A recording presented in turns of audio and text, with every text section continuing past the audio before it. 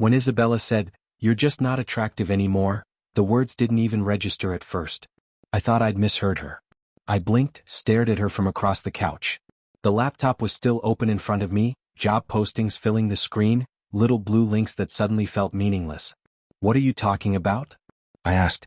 "This," she said, waving her hand vaguely toward me, "the laptop, the room, maybe even the air between us. All of this.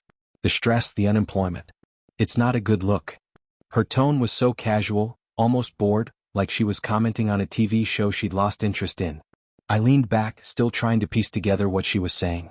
"You mean because I lost my job? Isabella, it's been 3 days. I'm already applying for others."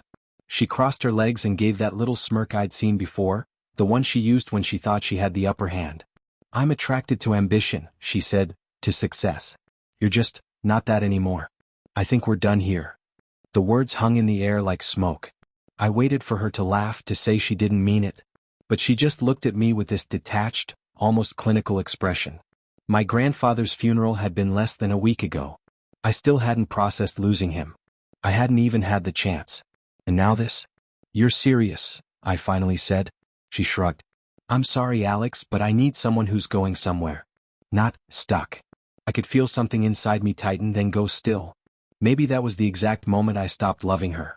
Or maybe it was the moment I realized she'd never really loved me in the first place. Not the real me anyway. Just the version of me that made her life easier. There was a long silence. The only sound was the faint hum of my laptop fan. I looked at her one last time, really looked. The woman I'd lived with for 3 years, the woman I'd thought I'd build a future with, was sitting there telling me I'd lost my appeal because I was grieving and unemployed. "By then," I said quietly. It came out colder than I expected, but I didn't flinch. Her eyebrows lifted slightly. "That's it," she said. "You're not even going to argue?" I shook my head. "No." That seemed to unsettle her. She shifted in her seat, waiting for me to react, to beg, to fight for her. But there was nothing left to say. She'd made her choice. "Fine," she said finally, standing up. "I'll grab my things later." I didn't move. I just watched her walk away, heard the bedroom door close, and sat there in the quiet. My chest hurt, but not in the way I expected. It wasn't heartbreak, it was clarity. She'd shown me who she really was. And I believed her. She wanted me to beg. I could see it in her eyes, the faint glimmer of expectation, the hunger for control. She wanted me to plead, to promise I'd get another job soon, to tell her I couldn't live without her. She wanted tears, a scene, validation that she mattered more than the pain I was already carrying. But my calm acceptance, my simple "by then," robbed her of all that power. "That's it," she snapped. "After 3 years, that's all you have to say? You made your decision," I said, standing up from the couch. "What else is there to talk about? I can help you pack." Her face twisted in anger. For the next few hours, she stomped through the apartment, slamming drawers, yanking hangers off the rack, throwing things into boxes with sharp, angry movements. I sat quietly on the couch and watched her dismantle the life we'd built together, piece by piece. Every crash of a cupboard door was like punctuation to a truth I already knew. There was no coming back from this. What she didn't know, what she would never know, was that everything she thought she understood about my situation was wrong. The day before, my grandfather's lawyer had called. "Alex," he'd said, voice steady but kind, "your grandfather left everything to you, his entire estate." I remember sitting there, silent, as he explained that the initial valuation was still pending, but the number he'd mentioned was so high, it didn't feel real. I was still reeling from grief, barely functioning after the funeral. The money hadn't meant anything yet, it still doesn't, not in the way people assume. He had told me not to make any big decisions until the probate process was complete. So, I hadn't said a word to anyone. Not even Isabella. Especially not Isabella. Now, watching her toss her life into cardboard boxes, it became crystal clear that she'd never deserved to know. A few hours later, she called one of her friends to come pick her up. She didn't have a car. She'd always used mine. When the knock came, she grabbed her last box, turned to me at the door, and gave me one final look. "I hope you get back on your feet," she said. "I really do." It was the most insincere thing I'd ever heard. "I'll be fine," I said, and closed the door behind her. The lock clicked, and for the first time in a long time, the silence in the apartment was comforting. It wasn't empty, it was peaceful. I sat for a long while before calling my lawyer. When I told him about the breakup, he was calm, professional, and direct. "Document everything," he said. "Separate your finances immediately and do not engage with her." I took his advice seriously. And it turned out to be good advice because 3 days later the first escalation arrived. A text alert from my credit card company, $5000 charged at a luxury handbag store. My stomach sank. I still had that joint emergency credit card with Isabella. She must have thought she could go on one last spree before I shut things down. I called the company right away, reported the card as stolen, and flagged the charge as fraudulent. They canceled the account and launched an investigation. Afterward, I took a screenshot of the charge and sent it to her. I assumed this was a mistake. I've reported it as fraud, I wrote. Her reply came instantly, full of fury. That was my card too. You can't just cut me off. I need things. I didn't respond. I just took a screenshot of the conversation and sent it to my lawyer. That's when the messages started. First from her, then from her best friend, Jenna. Isabella claimed I owed her for the 3 years we'd been together. She wanted what she called a severance package, compensation for her emotional labor. Jenna chimed in, calling me a deadbeat, accusing me of throwing a newly single woman out with nothing. I ignored every word. Weeks passed. Then, about a month later, the first portion of my inheritance cleared probate. Suddenly, a very large sum of money was sitting in my bank account. It didn't feel real. I was still grieving my grandfather, but I could almost hear his voice in my head, steady, practical, telling me not to sit in sadness forever. He'd built his life from nothing, and I knew he'd want me to live mine fully. So, I decided to start over. The apartment Isabella and I had shared was a shell now, full of echoes I didn't want. I called a high-end real estate agent, told her I was looking for a penthouse with a great view.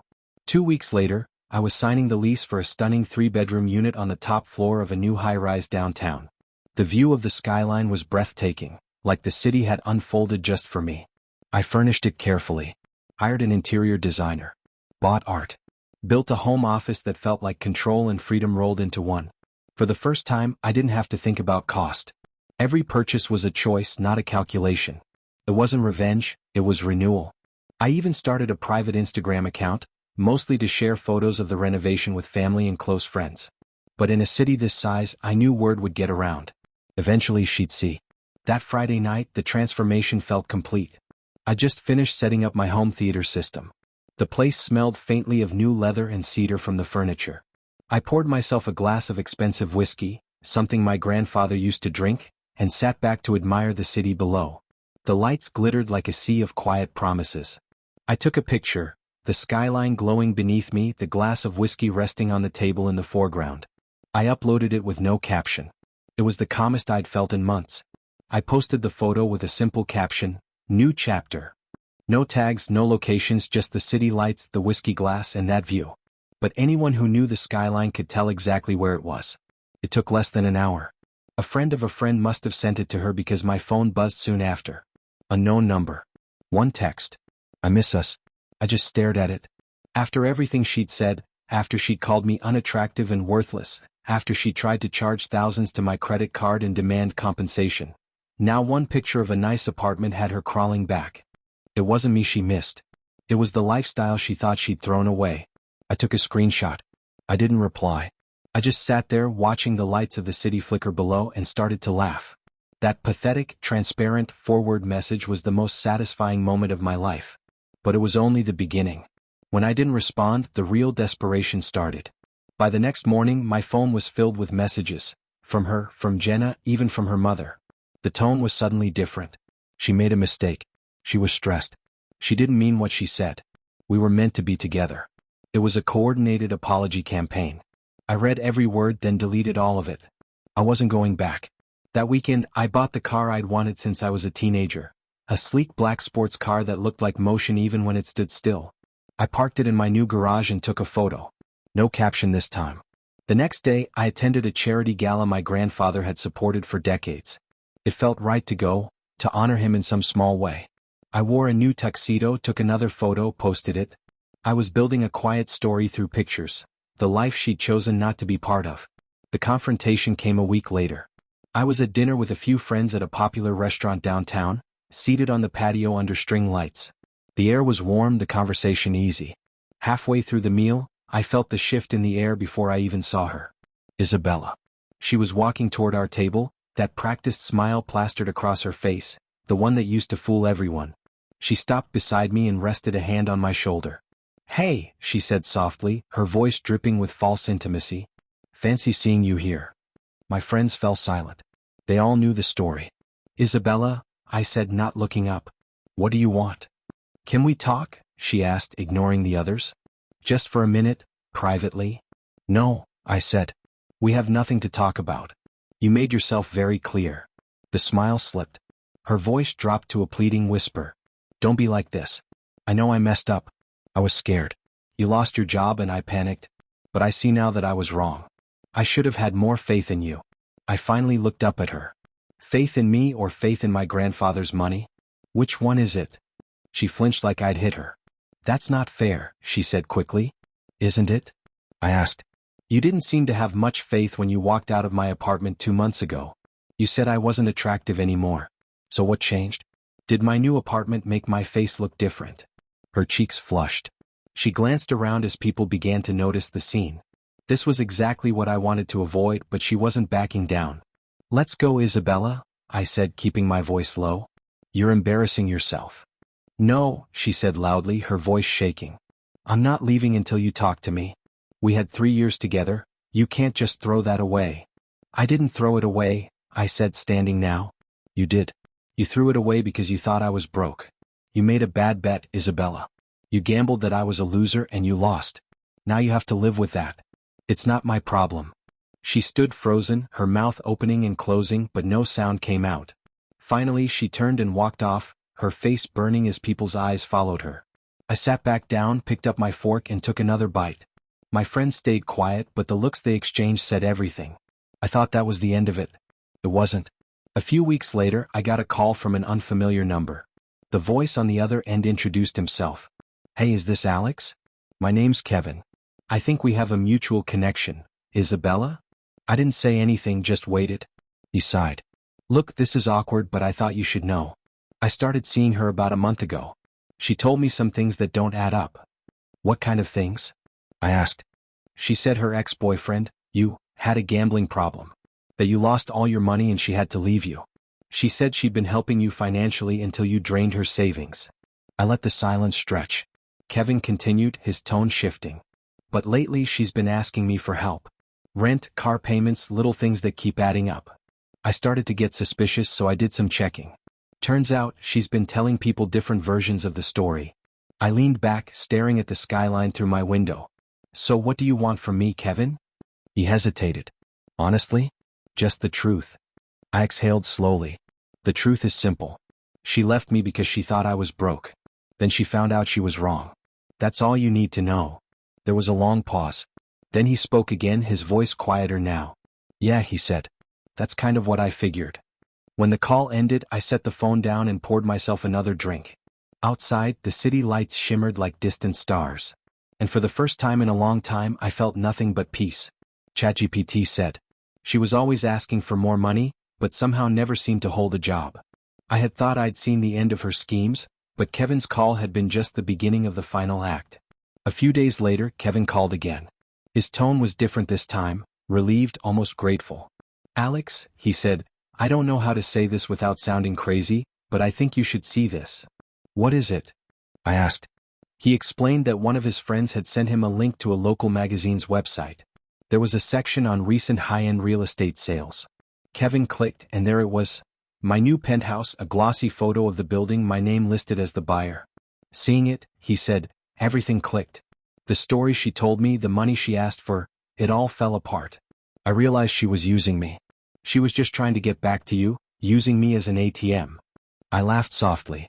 And what did you do? I kicked her out this morning, he said. And I'm calling to thank you. That article saved me from wasting any more time or money on her. I leaned back in my chair, a slow grin spreading across my face. Good for you, Kevin. Glad to hear it. The last I heard, Isabella had to move back in with her parents. Her short-lived romance with Kevin was over, and any hope she'd had of getting back to me was reduced to ashes. She had played the game and lost. Twice. I haven't heard from her since. I blocked her on everything. The apartment is quiet now and it's good. Peaceful. I started a small consulting firm with a few of my old colleagues, and it's already taking off. The penthouse is everything I dreamed it could be. The car is fun, a reminder that life doesn't have to be serious all the time. But the best part, the part that still makes me smile, is the quiet moments. I poured myself a whiskey, leaned against the floor-to-ceiling windows and looked out at the city lights. The skyline shimmered like a promise, every light a tiny victory. I raised my glass and murmured to myself, "Here's to the new chapter." The city stretched below me, sprawling, alive. And for the first time in a long time I felt like I truly belonged in it, not because of wealth or status or anyone else's approval, but because I had built this life for myself. And that made all the difference. Love this story? Like, share, and subscribe for more epic audio adventures. Stay curious and keep listening.